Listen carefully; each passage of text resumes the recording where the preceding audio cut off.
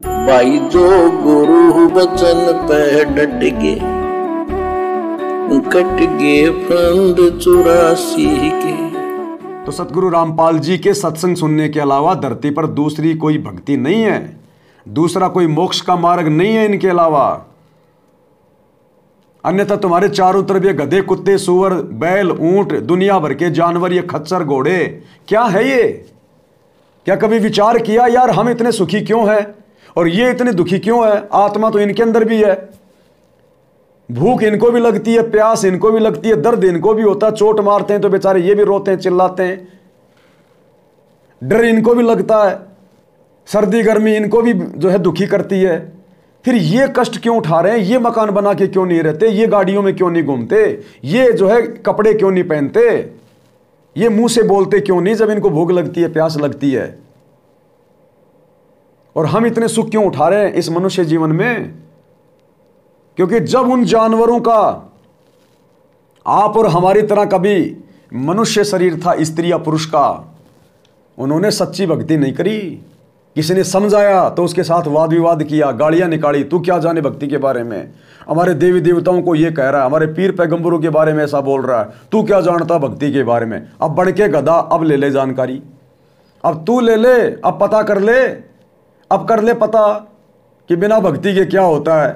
उस समय तेरे को समझाया गया था जब तेरे को मनुष्य जन्म प्राप्त था, उस समय तो तूने हल्के में ले लिया, बात को तूने माना नहीं। फिर देखेंगे, बाद में देखेंगे। अब वो कुम्हार देख रहा है, जब तू गधा बना हुआ है ना, अब वो कुम्हार देख रहा है कि इसके साथ में क्या करना है, लेके लठ डायमंड का बोरा, अब वो कुम्हार देख रहा है। इसलिए संत हमें समय से आकर पहले समझाते हैं, इसलिए हम परमात्मा के फिर दोषी नहीं होते। क्योंकि जब ये परमात्मा सतगुरु रूप में धरती पे प्रकट होता है, ये पूरी पृथ्वी के जितने भी मानव शरीरधारी स्त्री या पुरुष होते हैं, एक बार अपनी जानकारी उन तक जरूर पहुंचाता है, जरूर।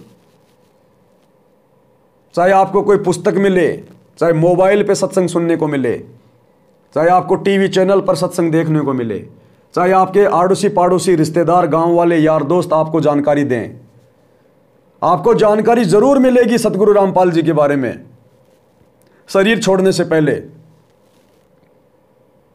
ताकि आप परमात्मा के दरबार में जब आपका हिसाब किताब होगा, जब वहां आपसे पूछा जाएगा मनुष्य शरीर लेके गया था स्त्री या पुरुष का, भक्ति लायक नहीं लाया, कमाई करके लायक नहीं लाया, यहां का धन तो यहीं छोड़ गया, यहीं का परिवार तो यहीं रह गया, ये यार दोस्ती सब यहीं रह गई, वहां केवल अपने कर्म जाएंगे, शरीर भी नहीं जाएगा, यहीं दो मुट्ठी राख बन जाएगा, जला देंगे लोग, दफना देंगे, जमीन में गाड़ देंगे। वहां केवल आत्मा जाएगी, सूक्ष्म शरीर, अपने कर्मों का हिसाब कि बेटा तेरे को भक्ति करने के लिए ये मनुष्य शरीर दिया था, ला क्या लाया कमा के, क्या दिखाओगे? फिर कहोगे हमें किसी ने बताया नहीं, भक्ति भी करनी चाहिए, भगवान भी होता है, सतगुरु से नाम लेना होता है। फिर वहां झूठ नहीं चलेगी, वहां LCD चला दी जाएगी, पिक्चर। क्योंकि हमारे शरीर में परमात्मा ने बताया 2 सेंसर लगे हुए हैं, चित्र और गुप्त। चित्र गुप्त कहते हैं ना, चित्र और गुप्त ये 2 अलग अलग हैं, ये एजेंट हैं धर्मराज के, चित्र और गुप्त।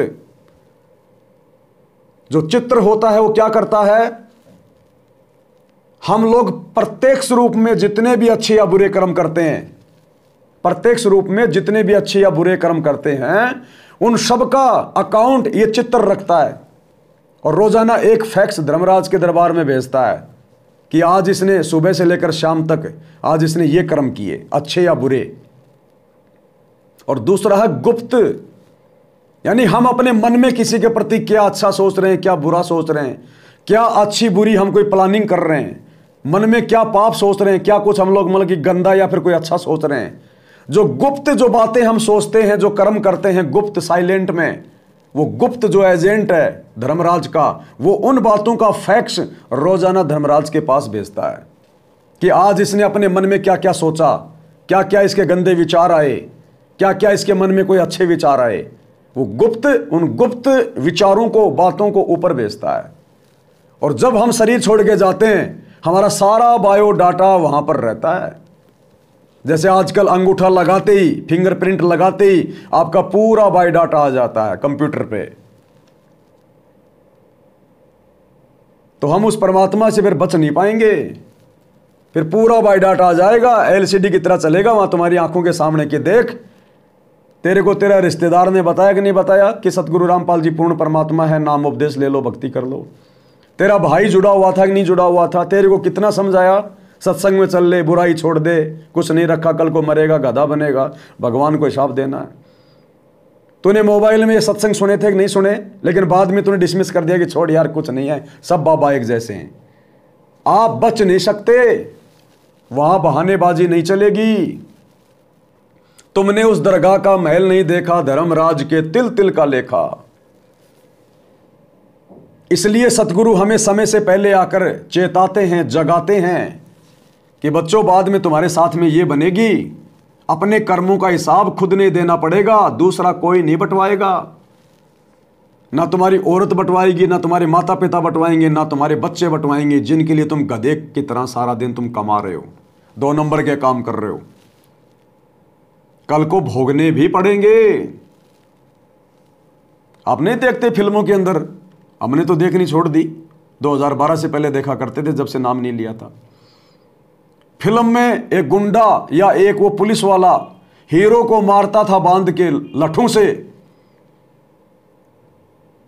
और ज्यादातर ऐसी एक्टिंग वो सुनील शेट्टी किया करता था। यूं बंधा रहता था बनियान पहन के, यूं पुलिस वाला मार रहा है, और फिर वो क्या बोलता था, थानेदार साहब उतना ही मारना जितनी सहन कर सको।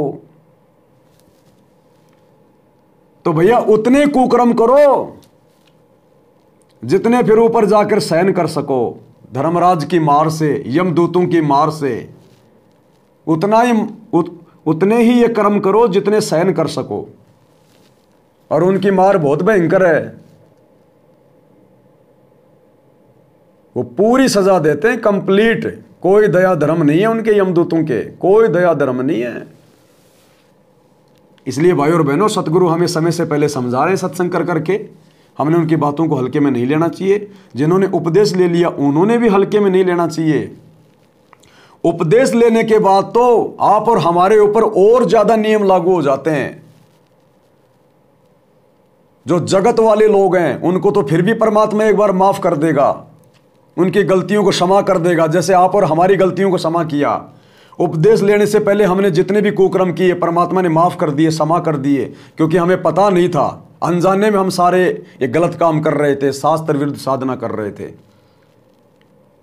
लेकिन जिसने ज्ञान समझकर उपदेश ले लिया, यानी उसको अच्छे बुरे कर्मों की जानकारी हो गई, वो भगत बन गया।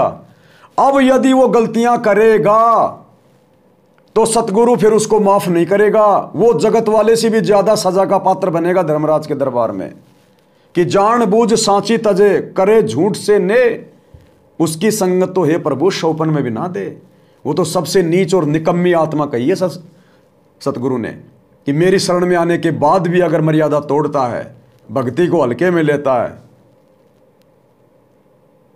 तो फिर वो अन्य जगत वालों से ज्यादा दोषी है परमात्मा का। इसलिए भक्तों के ऊपर तो और भी ज्यादा गहरा सख्त परमात्मा का संविधान लागू हो जाता है। जो गुरु बचन पे डट गए, कट गए फंद 84 के, कट गए फंद 84 के, कट गए फंद 84 के।